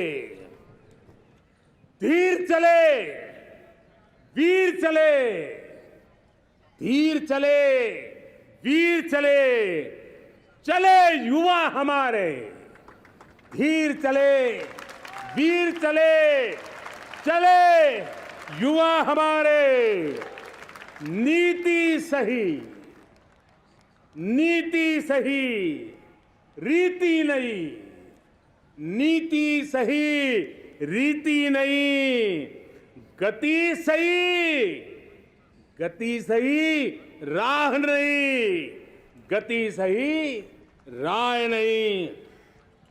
चुनो, चुनो चुनौती, चुनो चुनौती सीना तान, चुनो चुनौती सीना तान, जग में बढ़ाओ देश का नाम, चुनो चुनौती सीना तान, जग में बढ़ाओ देश का नाम। मेरे प्यारे परिवारजनों, हिंदुस्तान के कोने कोने में बैठे हुए मेरे परिवारजन, दुनिया के कोने कोने में जाकर के बसे हुए मेरे परिवारजन, आप सबको आजादी के पावन पर्व की फिर एक बार मैं बहुत बहुत शुभकामनाएं देता हूं। ये अमृतकाल हम सबके लिए कर्तव्य काल है। ये अमृतकाल हम सबको मां भारती के लिए कुछ कर गुजारने का काल है। आजादी का जब जंग चल रहा था 1947 के पहले जो पीढ़ी ने जन्म लिया था उन्हें देश के लिए मरने का मौका मिला था। वो देश के लिए मरने के लिए मौका नहीं छोड़ते थे, लेकिन हमारे नसीब में देश के लिए मरने का मौका नहीं है। लेकिन हमारे लिए देश के लिए जीने का ये इससे बड़ा कोई अवसर नहीं होता। हमें पल पल देश के लिए जीना है। इसी संकल्प के साथ इस अमृतकाल में 140 करोड़ देशवासियों के सपने संकल्प भी बनाने हैं। 140 करोड़ देशवासियों के संकल्प को सिद्धि में भी परिवर्तित करना है और 2047 का जब तिरंगा झंडा फहरेगा तो विश्व एक विकसित भारत का गुणगान करता होगा। इसी विश्वास के साथ, इसी संकल्प के साथ मैं आप सबको अनेक अनेक शुभकामनाएं देता हूं, बहुत बहुत बधाई देता हूं। जय हिंद, जय हिंद, जय हिंद। भारत माता की, भारत माता की, भारत माता की। वंदे, वंदे, वंदे। बहुत बहुत धन्यवाद।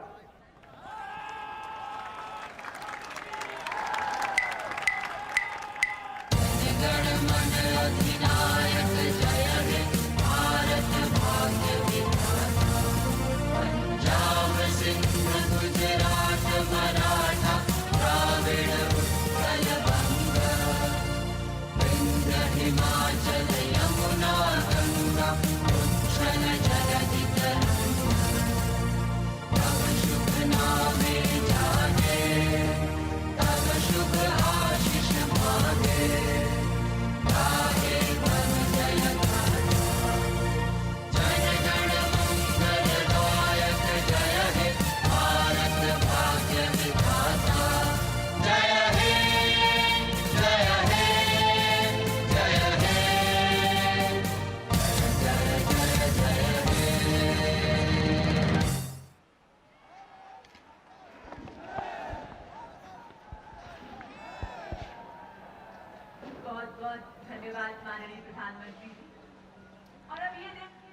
Prime Minister Modi sharing with the people his government's achievements and milestones and outlining future initiatives and policy directions. And as is traditional, we can see hundreds of balloons in the colors of the national flag being released into the air. And as they rise up, they celebrate their freedom. They rise with a new purpose, as if carrying with them the hopes and aspirations of a nation on the move towards the promise of a future that is fair for all and bright for generations to come. Just as the symbolic hoisting of our flag symbolizes the rising of a new nation free from colonial rule, the release of these balloons as if towards a higher calling, raising our celebratory spirits to the next level. स्वाधीनता दिवस समारोह रंगों का उत्सव लग रहा है। सभी रंग अपनी पूरी चमक दमक के साथ यहाँ की फिजाओं में मौजूद। माननीय प्रधानमंत्री लाल किले की प्राचीर से अब प्रस्थान कर रहे हैं।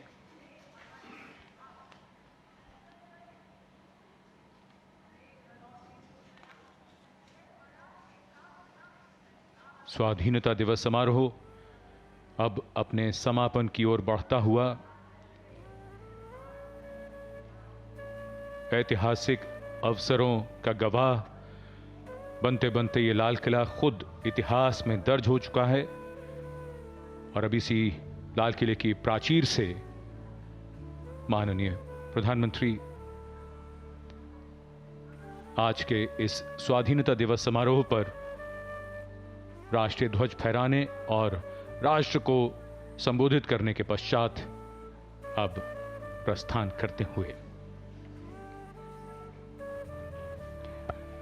So though the ceremony may have concluded here at Red Fort, the celebration still continues. And as we move ahead after marking our 77th Independence Day, we celebrate all our strengths: a thriving democracy, a young population, an optimistic prognosis for the future, self-reliance in virtually every field, an emerging global leadership position, and a homegrown market to ensure financial vibrancy. In fact, the coming years will see us bridge our gaps, mitigate our shortcomings, and strengthen our position on the world stage. We have the desire, we have the drive, and we have to deliver. Prime Minister Narendra Modi, after addressing the nation, now leaving Red Fort. माननीय प्रधानमंत्री श्री नरेंद्र मोदी राष्ट्र को लाल किले की प्राचीर से संबोधित करने के उपरांत प्रस्थान कर रहे हैं। भारत का स्वाधीनता दिवस समारोह नए संकल्पों का अवसर। प्रधानमंत्री महोदय ने अपने उद्बोधन में न केवल पिछले उपलब्धियों का जिक्र किया, जहां देश एक नई करवट लेता दिख रहा है, वहीं आगे आने वाले दिनों में देश के सामने जो चुनौतियां हैं, जो संकल्प हैं, उनको भी रेखांकित किया। पिछले वर्षों में देश में जो बदलाव हुए हैं वो अपने आप में नए, अनुपम और अनूठे हैं। ये पॉजिटिव चेंज है, सकारात्मक बदलाव है। समाज का सबसे कमजोर तबके का आदमी भी खुद में जिन्हें महसूस कर रहा है। एक नई उम्मीद है, कुछ बेहतर कर गुजरने का, कर दिखाने का जज्बा है, आगे बढ़ने का जोश है, सफलता का परचम फहराने का बुलंद हौसला है।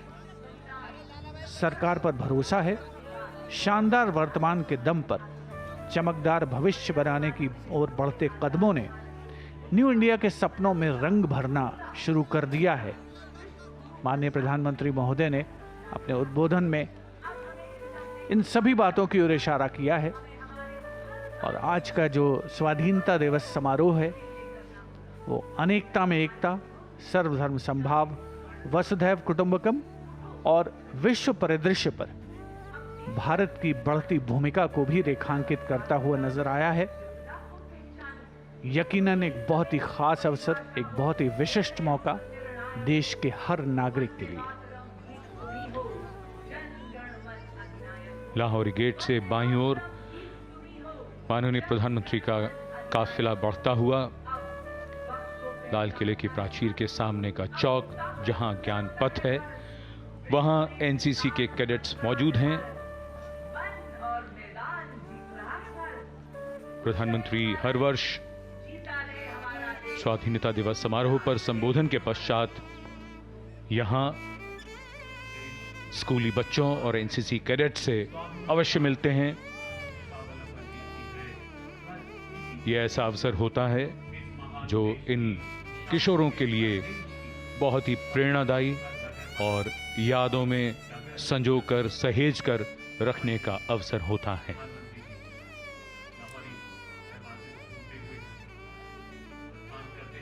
A slight wind picking up the flutter in the flags and stirring the ambience with a satisfying sweep, and of course challenging the power of the sun. The Prime Minister's carcade now stopping on the road in front of the fort's moat, across which school children, NCC cadets, have been sitting with great discipline, great respect, and of course great expectation for this view, for the close-up view of Prime Minister Narendra Modi as he alights from his vehicle to go down deep into their seating area to meet and greet them.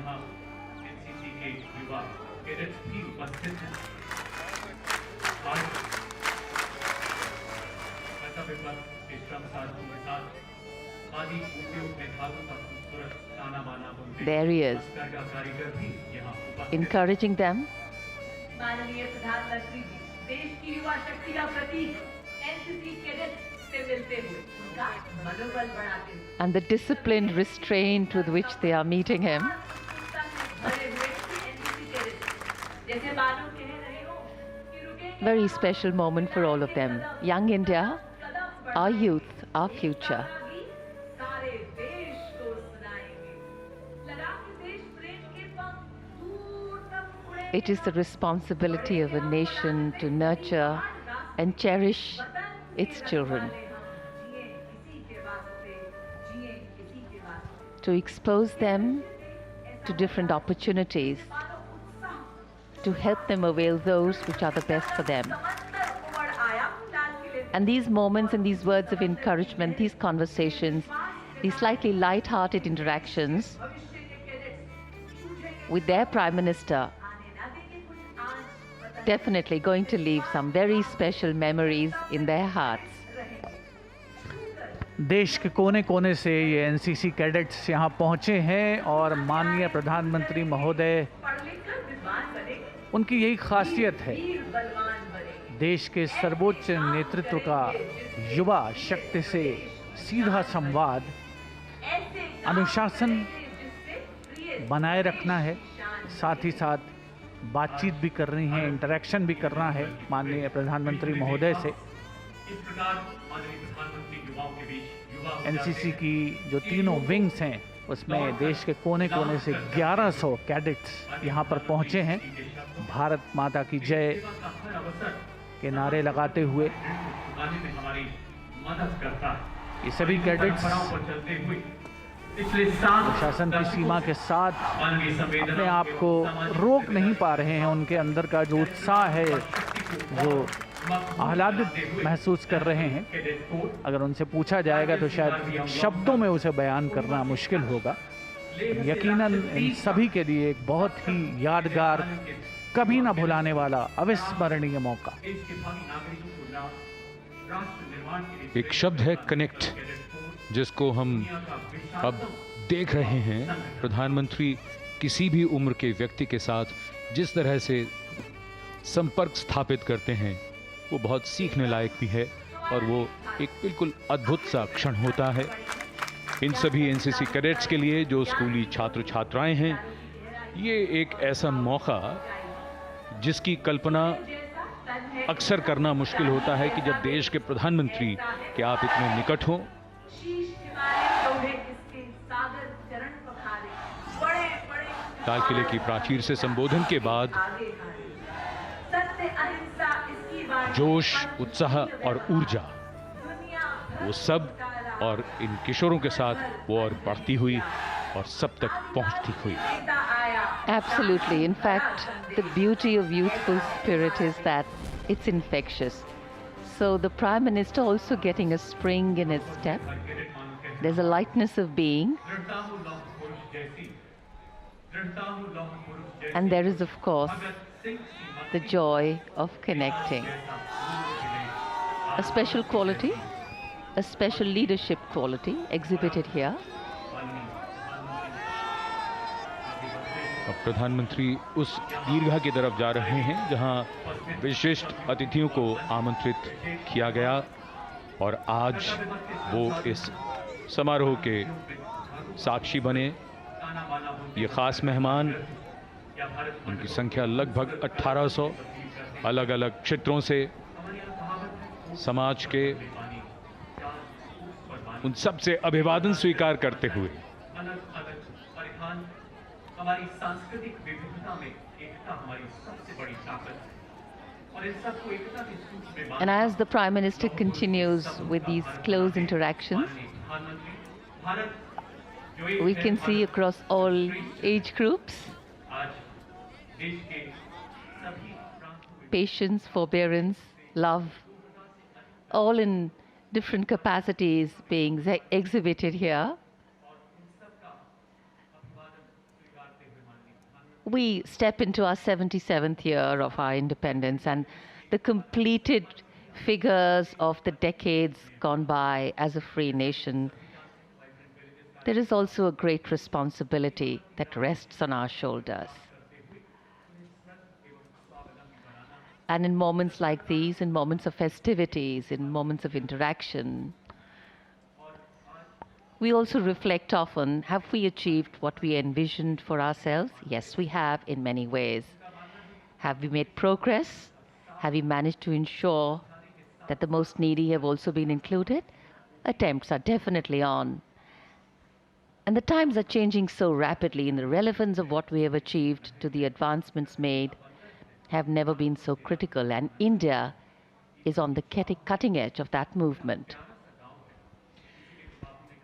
कोई उन्हें मिलना चाहता है, कोई उन्हें छूना चाहता है, कोई उन्हें कुछ भेंट करना चाहता है और अधिकतर लोग अपने कैमरों में उन्हें कैद कर लेना चाहते हैं। ये उनके लिए एक ऐसी पूंजी है जो बेशकीमती है। प्रधानमंत्री स्वयं चाहते हैं कि वो एक एक व्यक्ति से मिलें। अद्भुत दृश्य, इनका आनंद लीजिए। The meeting of hands, the meeting of hearts, the meeting of people. Red Fort today witness to some very precious moments for a diverse lot of people. Extremely happy that they came here in person to attend this ceremony.